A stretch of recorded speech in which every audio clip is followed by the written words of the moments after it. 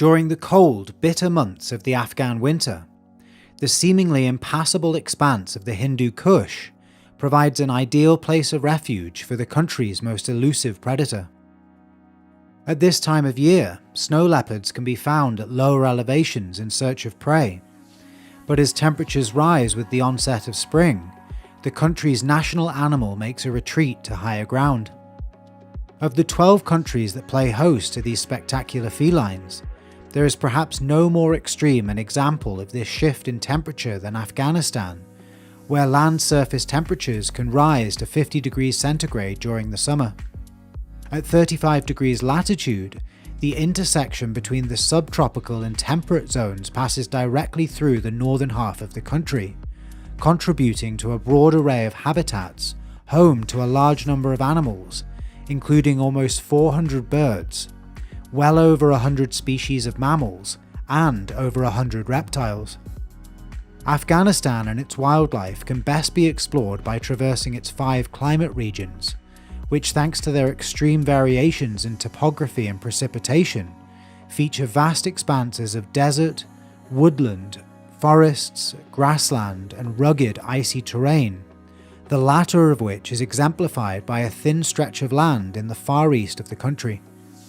The Wakhan corridor sits at the intersection of several mountain ranges, including the Hindu Kush, the Pamir Mountains, and the Karakoram Range, and contains several important high-altitude river valleys. Home to some of the country's most impressive wildlife, the entire corridor was declared a national park in 2014, and several animals are now heavily protected. In addition to snow leopards, brown bears, and the Eurasian lynx, there are several species of bovid which enjoy the alpine here, including argali and Siberian ibex, which are preyed upon by the snow leopards and bears. The smaller mammals of the mountains include the stoat, which, unlike the northern subspecies, does not display a white coat in the winter, and a flower transportation specialist known as the large-eared pika. 2 of BirdLife International's important bird areas also sit inside of the national park. Between them, big Pamir and small Pamir play host to some of the most colourful bird species, the majority of which are residents, unlike many of the migratory species found throughout much of the rest of the country. The district of Wakhan makes up just a small part of the Badakhshan province, and although the mammals and birds here are more numerous, there are several species of reptile that thrive in this region. The Siberian pit viper can be found in rocky terrain alongside the colourful Himalayan agama, which can be observed basking in the summer sun. Another defining feature of this climate region is the level of precipitation. Panjshir province acts as the epicenter of the country's rainfall, and in a land of climatic extremes, contributes to some of Afghanistan's most extensive vegetation found to the south. The Eastern Highlands contains 2 areas that are completely unique from the rest of the country, both of which are related to the region's topography. While the mountains of the east are less spectacular than those found to the north, this intermediate elevation produces the country's only conifer forests, which, in addition to being home to a selection of globally renowned trees, house some of the country's most unique animals, including the rhesus macaque, which, besides from humans, is the only primate whose range extends into Afghanistan, and many species of bird, some of whom feast on the seeds of the pine cones.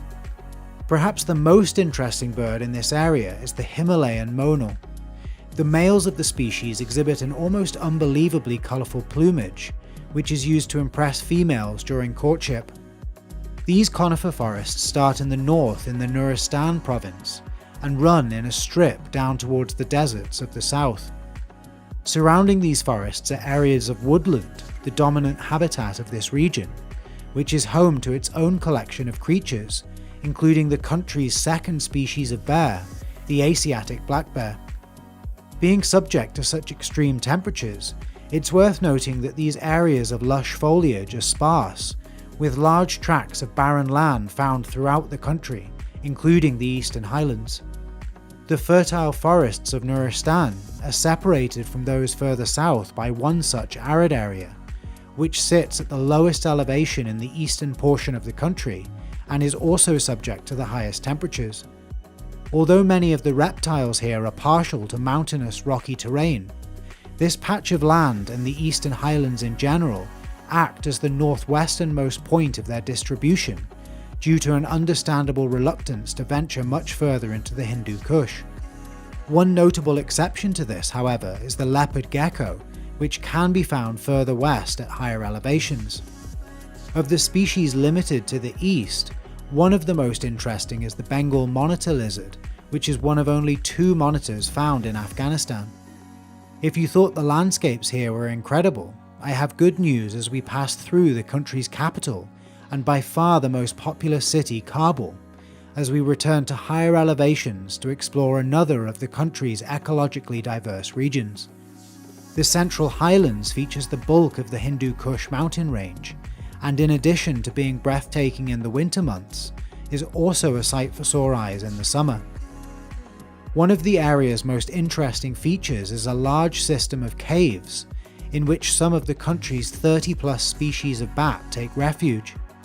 The lesser mouse-eared bat weighs no more than 26 grams, and can be found sleeping in clusters during the day. The greater horseshoe bat is also found here, and like its mouse-eared cousin is insectivorous, hunting larger insects such as butterflies and beetles. Outside of the caves, the alpine grasslands are patrolled by a collection of carnivores, including 2 subspecies of grey wolf, the Indian wolf being found to the southwest, and the Eurasian wolf to the northeast. Prey for the wolves consists of wild boar, which are widespread across Afghanistan, and a hardy species of wild sheep known as the urial. The world's most adorable, yet grumpiest feline is also found here, preying upon the highlands' equally adorable rodent species. Of the country's 8 national parks, there is one in particular that gives Wakhan a run for its money.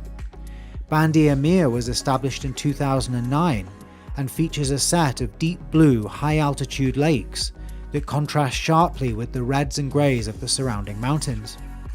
The park is also categorized as one of BirdLife International's important bird areas, of which there are 4 in the Central Highlands. Perhaps even more incredibly, to the south, a brackish lake at Dashte Nawa contains a 10,000-strong breeding population of greater flamingos, who spend their summers in Afghanistan before migrating south for the winter. Having now covered the country's epic mountainous regions, to conclude our journey we must descend to lower elevations. The northern plains is known to be the most fertile area in Afghanistan, and is where the majority of the country's agriculture takes place, despite roughly half of the land being categorized as semi-desert. It is in these drier, less hospitable areas, however, that Afghanistan's reptiles really steal the limelight. One such species is the toad-headed agama, which is found at the lowest elevations at the very north of the country.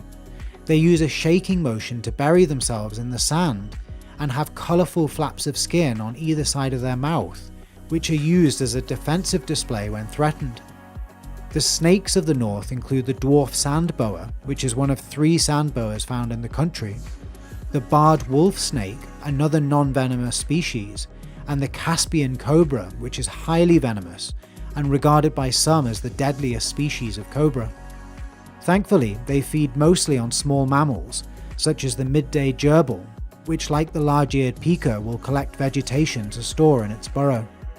These rodents are also preyed upon by birds of prey such as the Seika falcon and the much larger Pallas's fish eagle, both of which are unfortunately endangered. Other mammals include the tolai hare and the coracle, a medium-sized cat with a very large range, present throughout much of the grasslands of sub-Saharan Africa and through into Asia, where the arid regions of northwestern Afghanistan make the perfect home. Temperatures in the northern plains are some of the hottest in the nation, but there is one final location to explore that embodies its desert categorization, but is by no means devoid of wildlife.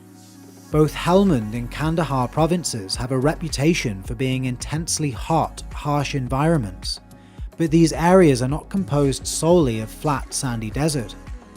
The mountains of the southern provinces are quite striking in their own right, and the turquoise blue waters of the aquatic ecosystems here breathe life into an otherwise desolate landscape. One such body of water, Lake Harmon, is positioned on the Iranian border and is home to the most diverse collection of migratory birds in the country, with no less than 5 species of duck amassing tens of thousands of individuals, all of whom spend their winter vacation here alongside beautiful great white egrets and a small population of resident Dalmatian pelicans. To the east, the Rajasthan Desert is home to a different collection of birds, including multiple species of sand grouse, smaller birds such as the trumpeter finch and the crepuscular Egyptian nightjar, which spends the day camouflaged in the sand. The wide array of desert invertebrates includes species of praying mantis and the camel spider, which although it looks scary, is harmless compared to the desert snakes. The saw-scaled viper is one of several intimidating viper species, but lacks the devil-like protrusions of the Persian horned viper. Some of the less scary-looking reptiles include the Persian wonder gecko and the Shokari sand racer, which is venomous but not a risk to humans. The mammals of this region are a tough bunch and include the chinkara and the goited gazelle, who have a life expectancy of around 6 years, and once passed are scavenged by the striped hyena, which is found throughout the southern half of the country. Other carnivores include the golden jackal, which is also widespread, along with several smaller species of fox, including Blandford's fox and the similarly sized Ruppel's fox, which has protective pads of fur on its feet and large ears to dissipate heat. Ear size is a particularly interesting trait in foxes and differs greatly between the 22 species, all of which you can learn about in this video. Thank you so much for watching.